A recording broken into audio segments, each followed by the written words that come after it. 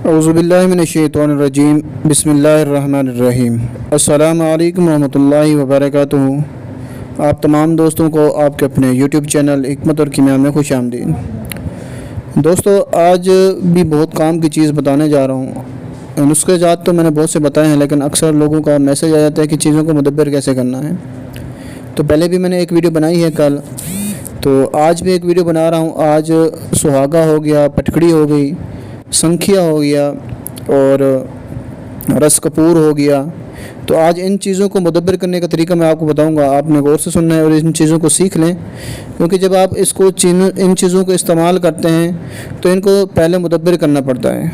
तो आपको बताता हूं कि इनको आपने मुदब्बर कैसे करना है। तो चलते हैं, मैं आपको बताता हूं कि आपने सबसे पहले रस कपूर को कैसे मुदब्बर करना है।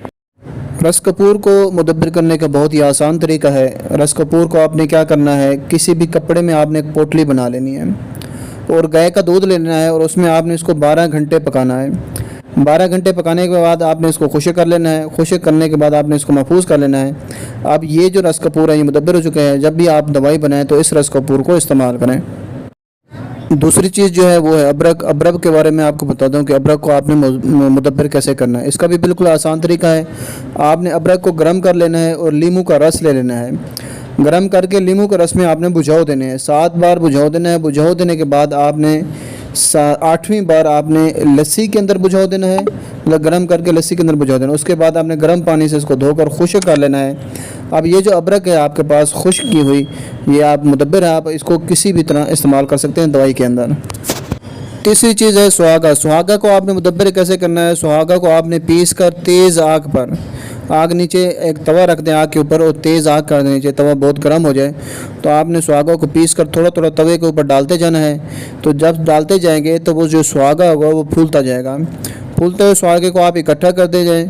इकट्ठा करके आप इसको महफूज कर लें। अब ये जो सुहागा है आपने जिसको तवे के ऊपर बरियां किया है, ये मुदब्बर हो चुका है। अब जब आपने इसको इस्तेमाल करना है तो आपने ये मुदब्बर किया हुआ सुहागा इस्तेमाल करना है। चौथी चीज़ जो आज मैं आपको बताने जा रहा हूँ वो है पटकड़ी। अक्सर औकात पटकड़ी को लोग ऐसे इस्तेमाल करते हैं जो कि बहुत नुकसानदेह है। तो पटकड़ी को इस्तेमाल करने का, मुदब्बर करने का बहुत ही आसान तरीका है। आप पटकड़ी को पीस लें और तवे को गर्म कर लें। जब अच्छी तरीके से तवा गर्म हो जाए तो पटकड़ी को उसके ऊपर डाल दें। जब आप पटकड़ी को उसके ऊपर डालेंगे तो पटकड़ी क्या होगी कि तेल बन जाएगा। तेल बनकर वो उफड़ेगी और उफड़ने के बाद फिर से खुश्क हो जाएगी। जब उफड़ने के बाद खुश्क हो जाए, पानी बनने के बाद फिर से खुश्क हो जाए, तो आपकी ये पटकड़ी जो है ये मुदब्बर हो चुकी है। अब इसको आप पीस कर महफूज कर लें और जब भी काम में लाना हो तो इस बरियां की हुई आप पटकड़ी को इस्तेमाल में लाएँ और बग़ैर बरियां की हुई पटकड़ी को इस्तेमाल ना करें, क्योंकि वो सही नहीं होती। जो चौथी चीज़ है जिसके बारे में आज हम बात करेंगे वो है संख। आपको पता है संख्या एक जहर है, तो इसको बग़ैर मुदब्बर के इस्तेमाल करना बहुत ही डेंजरस है। तो इसको मुदब्बर करने के लिए बहुत ही आसान तरीका है। आप संख को ले लें, सिरका ले लें या फिर सादा पानी, उसके अंदर आपने इस संख को 3 घंटे पकाना है। संख को मुदब्बर करने के और भी बहुत से तरीके हैं, वो भी मैं आपको बता दूंगा। तो ये एक आसान तरीका है। आप 3 घंटे पकाने के बाद इसको बाहर निकाल लें, फिर साफ़ पानी से संख को धोकर इस संख को खुश्क कर लें।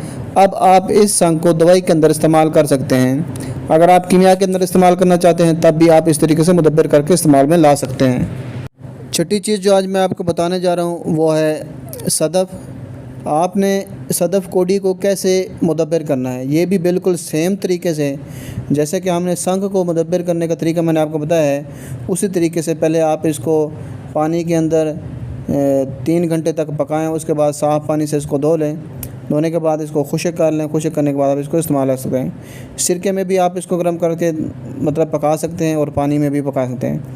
तो इस तरह सदफ़ को भी आप ठीक संख की तरह मुदब्बर करके इस्तेमाल में ला सकते हैं। और आखिरी चीज़ जो आज मैं आपको बताने जा रहा हूँ वो है मरजान। मरजान भी अक्सर औकात इस्तेमाल होता है, दवाइयों के अंदर भी वो इस्तेमाल होता है। तो उसको भी सबसे पहले मुदब्बर करना बहुत ज़रूरी होता है। मरजान को मुदब्बर करने के लिए क्या करना है, आपने गर्म पानी में आपने इसको पकाना है। मरजान को गर्म पानी में पकाने के बाद फिर आपने इसको लीमू के रस में रात भर भिगो के रखना है। सुबह को जब इसको आप निकालेंगे तो इसको ताज़े पानी से गुस्ल देकर खुश्क करना है। खुश्क करने के बाद इस मरजान को आप काम में ला सकते हैं, क्योंकि ये अब मुदब्बर हो चुका है। तो आज के लिए बस इतना ही काफ़ी। अब तक के लिए दे अपने भाई को इजाज़त। अल्लाह हाफ़िज़।